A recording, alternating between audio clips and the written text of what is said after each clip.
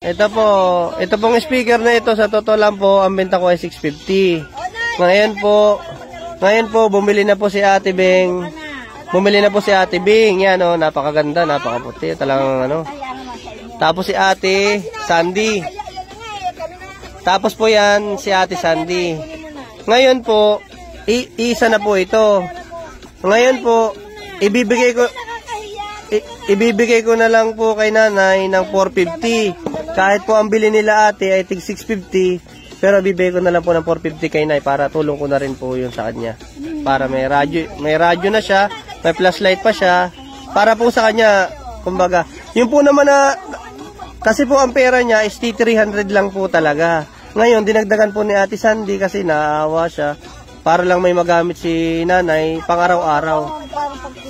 Ngayon po, tuturuan ko siya para kung paano gamitin lahat. Ngayon.